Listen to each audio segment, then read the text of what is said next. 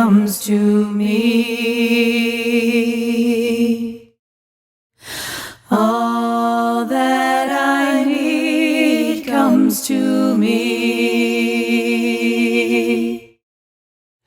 The light of love and grace shine upon my face. All that I need comes to me.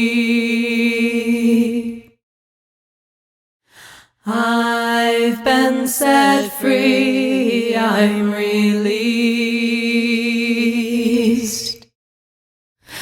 I've been set free, I'm released. The burden of my past gone away at last.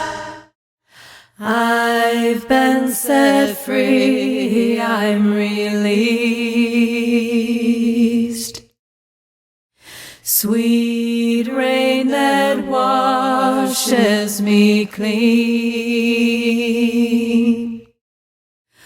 Sweet rain that washes me clean. The mind creates all things, into my life it brings. Sweet rain that washes me clean. All that I need comes to me. All that I need comes to me. The light of love and grace shine upon my face. All that I need comes to me. All that I need comes to me. All that I need comes to me. All that I need comes to me. All that I need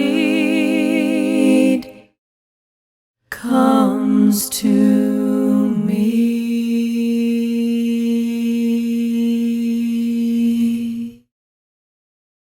My name is Liz Jamieson-Dunne, and I'm so happy to welcome you to our beautiful virtual Easter Sunday morning. Easter gives us a time to reflect on so much, but what comes to my mind is the opportunity for renewal. Renewal of the soul, renewal of ourselves. So I'd like to open with morning prayer.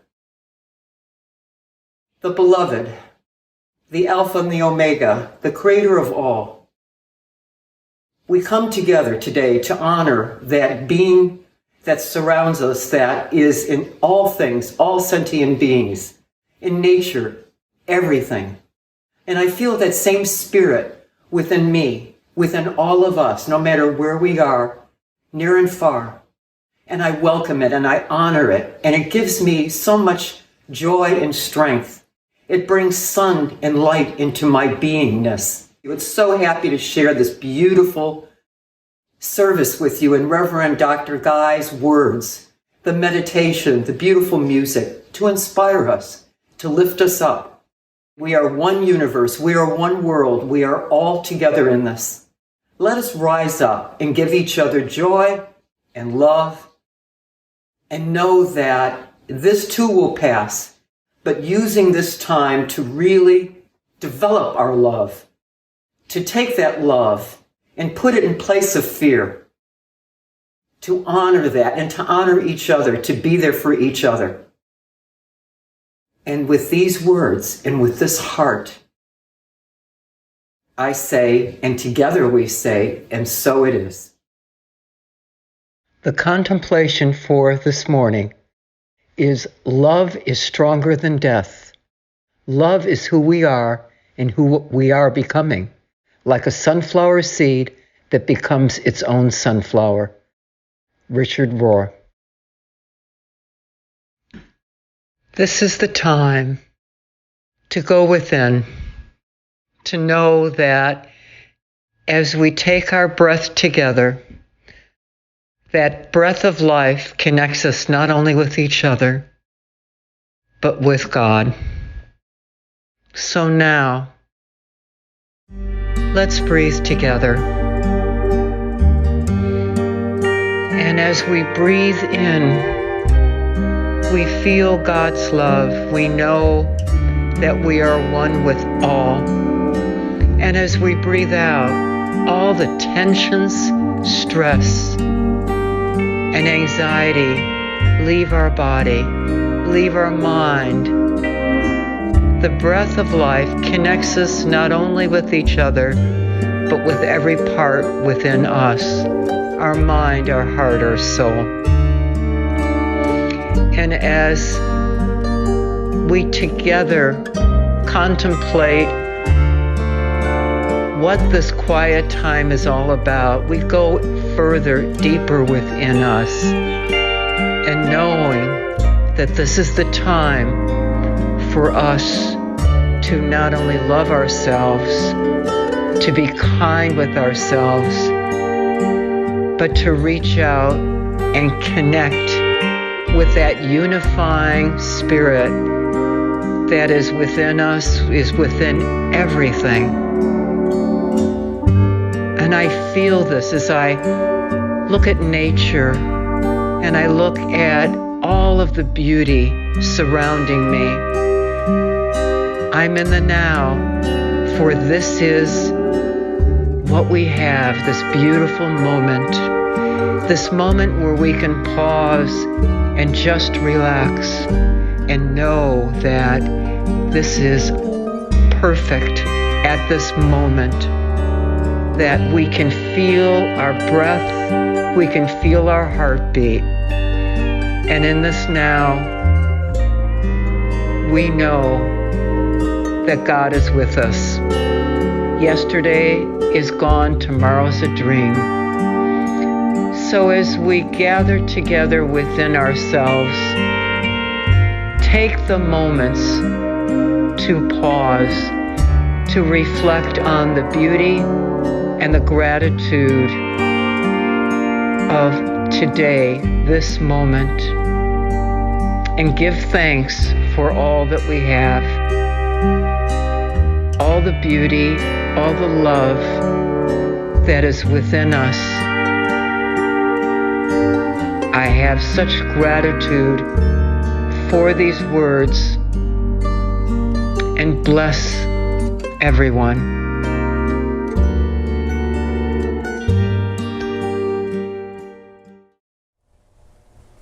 Hello and welcome. This is our Easter celebration. It's very interesting for me because for the last 15 years, I've celebrated with some of you at our center in Fallbrook. And now, although it is the right thing to do to keep our building closed, it's nonetheless very interesting to be doing an Easter celebration here in my backyard and sending it to you in the virtual worlds. It sort of reminds me of one of my favorite stories that comes from the Hebrew Bible. It's in the book of Ezekiel. Ezekiel was a young prophet during the time of the Babylonian exile. And what had happened is in around 605 BCE, King Nebuchadnezzar invaded Israel and Judah, destroyed the city of Jerusalem, burned the temple, and as many of the inhabitants were marching to Babylon to begin an exile, as they would look back, they would see the temple burning. That was the dwelling place, the place where the divine Yahweh dwelt. And so it was not just the cultural loss, but it was the deep spiritual loss of that place where they found God burned before their very eyes. And Ezekiel, being a young prophet on the banks of the river Chabar, is mourning this and has the most remarkable vision.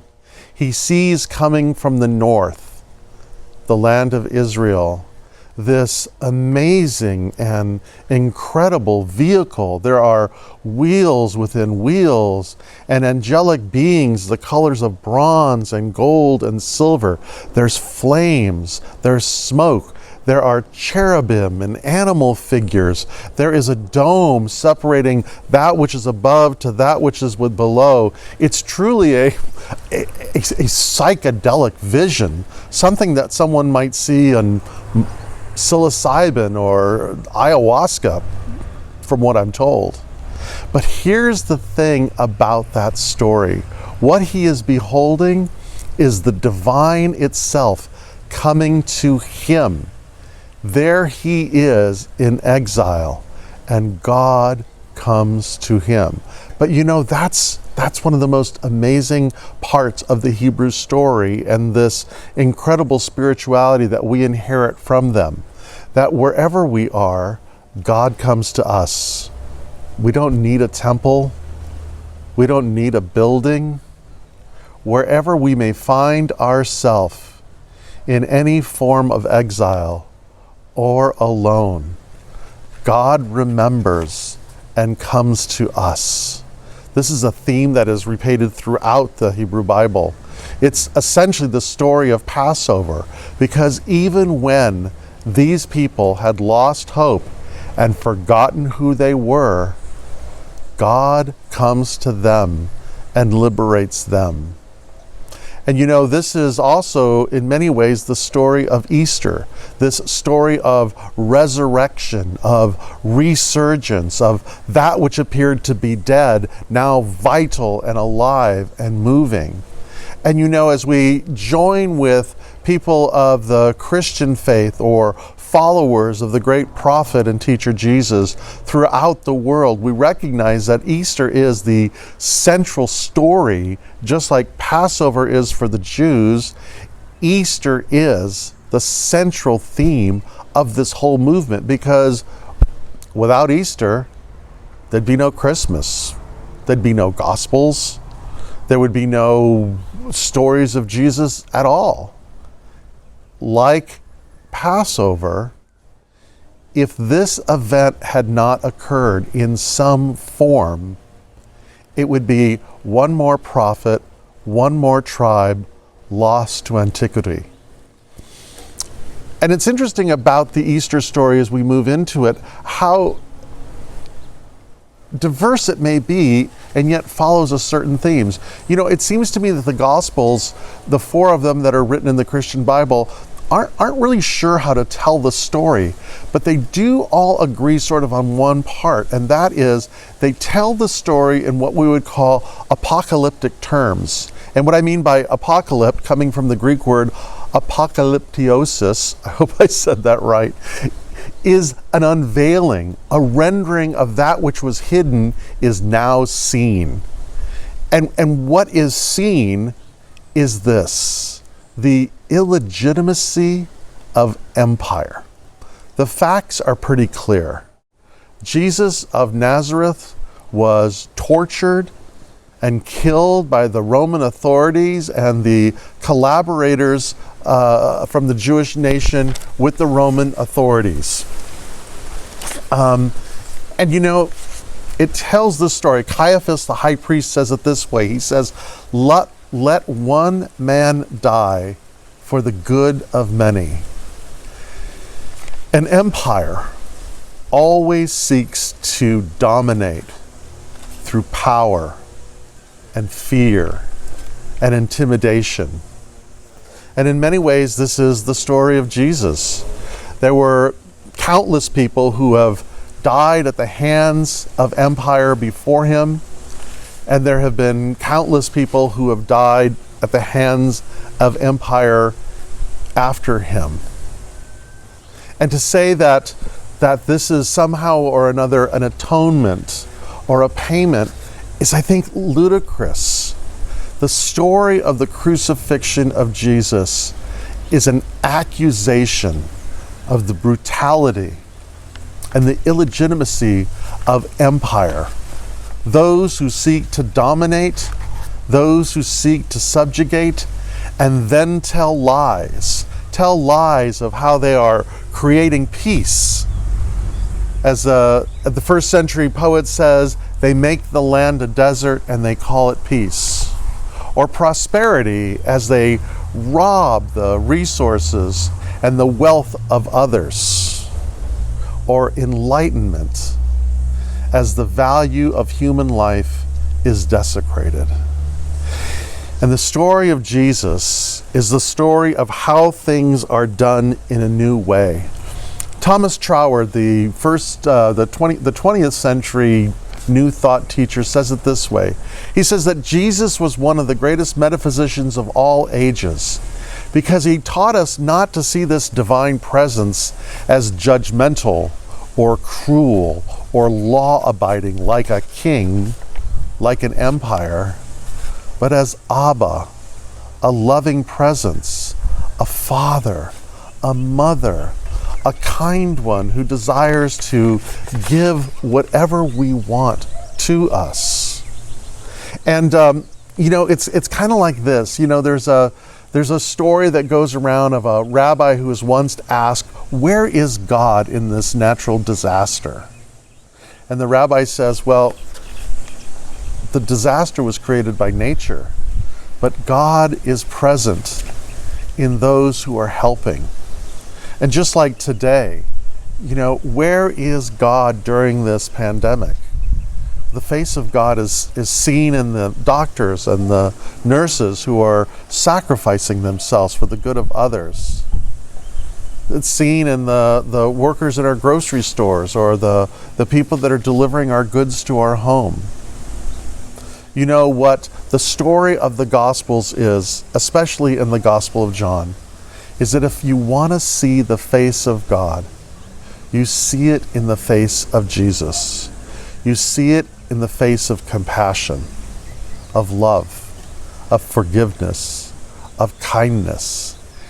And wherever we see the practice of kindness and forgiveness and compassion, it's there. It's there that we see the face of the divine. So in John's Gospel, there's this very interesting thing. Starting about the 14th chapter, Jesus begins a series of discourses as he's preparing his disciples for what is about to happen. Because, you can do the math on this. If you are resisting empire, you're eventually going to get yourself killed. And so Jesus begins these discourses, and he starts by saying that he will have to go to prepare a place. He says, "In my Father's home there are many resting places." And then he says, "If that was not so, then I would not come back to you and show you the way." And one of the disciples, Philip, says, "Well, show us the way, tell us the way." And Jesus says something very interesting. He says, "I am the way, the truth, and the life." And the words that he used in the Greek, which is what the Gospel of John is written as, is "I am the way," the hodos, which means the path, that which a traveler follows to find a destination, a practice. "I am the truth," aletheia. Aletheia, again, from the Greek, which means to not forget. And "I am the life," zoe, which means full expression, full vitality. So my way is a practice. It is a not forgetting who we truly are. And it is to live fully expressed without fear. Because in living by fear, we accomplish nothing. And so what Jesus is saying is, if you want to experience this commonwealth of the divine, if you want to experience the presence of divinity itself, heaven on earth, then practice what I practice. Remember like I remember, and live like I live. And how did Jesus practice? He practiced forgiveness. He practiced love. He practiced seeing the divine in all things. And what was his truth? His truth was, I and the divine am one. And that when you see me, you see the divine. And what is true for me is true for each and every one of us. That we understand and know that we are children of the Most High.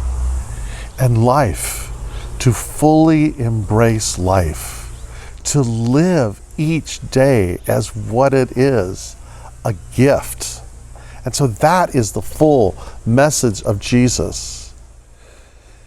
And then, there's this really interesting thing that takes place in John's telling of the resurrection. It begins this way, that Mary of Magdalene, who was considered one of Jesus's closest companions, truly she's considered the first apostle because she's the first to encounter this revitalized, this re-recognized or resurged experience of the divine. Because what has happened is that everyone knows that Jesus has died. But shortly after his death, people begin experiencing him in such a way that they were no longer bound by fear, that they were able to live truly and fully. And in John's recounting of this, it's Mary who sees him. But here's the thing that's so remarkable about this. She sees him as a gardener. Now, the question is this: what would a gardener be doing in a graveyard? Why would you seek the living among the dead? But there's an interesting twist in this metaphysically, because John's gospel is a handbook of a mystery school. And what Mary is understanding is this, or what is happening is this, is if you look at the beginning of John's gospel, he almost replicates the book of Genesis. In the book of Genesis that says, in the beginning created God, the heavens and the earth was without form and void, and darkness was upon the face of the deep. And the Spirit of the living presence breathed upon the waters, upon the chaos, and said, let there be light. In John's gospel, he begins, in the beginning was Logos, that presence that creates life, sustains life, heals life, makes all things new. That was there at the very beginning of all things. And then John does this really interesting thing, because throughout the gospel, starting with the wedding of Cana, is a miracle that happens, and it says, and that was the first sign. And then there's the healing of a Roman soldier's son, and that was the second sign. And there are 7 signs corresponding to 7 days of creation. And then at the resurrection, the beginning of a new day, the beginning of a new week, the beginning of a new order, where does Mary see the resurrected Jesus? As a gardener. I think this is just a remarkable thing to ponder, because what it is talking about is what Jesus has always said, is that he has come to teach a new way, a way that does away with the need for dominance and power. And that if we can live without fear, if we could practice hodos, follow the path of seeing the divine in all things, if we can remember who we are as sons and daughters of a noble race, divine beings, and if we can live fully without fear, because what Jesus taught is to resist empire with love, even if it kills you. And what his early disciples understood is that they no longer feared death. There was no thing to fear because there was nothing to fear. And in doing so, they started a movement. And if we can learn to resist a system of dominance and power and usury and that the lies they tell, you and I and the world can create this new world order, this new commonwealth of God, this garden that is dying to be born, that is living to be born, even with the sound of a helicopter flying over. And so I wish you a happy resurrection. May all that appears to be dead resurge to life in your life. May it be renewed. May it be reborn. And may you remember that wherever you are, God will come to you. Peace and blessings. Thank you once again for joining us. And please get the word out as we continue to grow and expand. Like us on Facebook. And feel free to send this video or a link to this video to your friends and family. We continue to grow as the Hilltop Spiritual Center in the virtual world. I also invite you to visit our website, and there you'll find links to our toolbox. In it, there are yoga lessons and guided meditations, there are music videos and poetry. Also, there is an archive of all our talks that we are doing virtually. So please visit and please stay connected. Also remember that Monday through Friday at 10 a.m. we are doing a Zoom virtual prayer circle. The link to that is also on our newsletter and on our website. And once again, I want to thank you for your generous and continual support. As we are making our way through this, we will remain virtual until it is safe for us to be at the center. But also because so many of you are watching us now from New York and California, Colorado, Mexico, Oregon, we're going to keep this going. So your support allows us to expand and grow. And so may the blessing of this day, may the blessing of that which was dead is now alive. May the joy of this time be with you all and with your families. And now, please enjoy a gift from our good friends, Daring Greatly. Find your serenity. Namaste.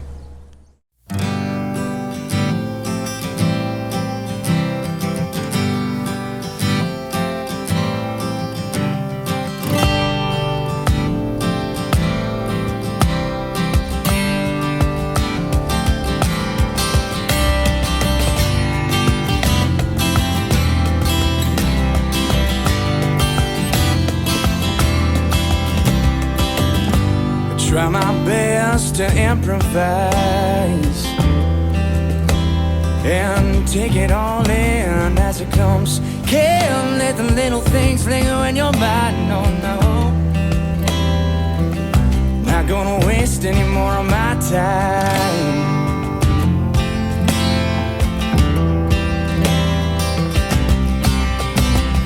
Here for this moment, can't let it slip away. Don't stop worrying about all the things I can't change. Breathe every breath, it'll never be too late. Find your serenity.